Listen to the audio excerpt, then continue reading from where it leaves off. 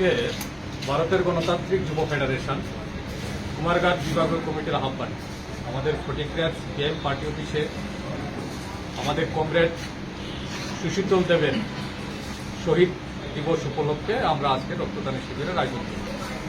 আমাদের কমরেড সুশীতল দেব আমাদের সংগঠনের কুমারঘাট বিভাগের সম্পাদক মণ্ডলীর সদস্য ছিলেন, গণ আন্দোলনের নেতৃত্ব ছিলেন। গত 2018 সালে সরকার পরিবর্তন হওয়ার পর উনি যখন আমাদের এই অফিসটার মধ্যে মিটিং করতে এসেছিলেন, তখন বিজেপির ঘাতক বাহিনীর দ্বারা আক্রান্ত হয়ে তিনি দীর্ঘদিন চিকিৎসা থাকাকালীন অবস্থায় শহীদে মৃত্যুবরণ করেছেন। ওনাকে এই এলাকার মানুষ যথেষ্ট পরিমাণে চিনে জানে এবং মানুষের কাছে আরও বেশি যাতে ওনার স্মৃতিকে স্মরণ করে রাখা যায়, তার জন্য আমরা প্রত্যেক বছর 16 অক্টোবর আমরা রক্তদান শিবিরটা করে থাকি।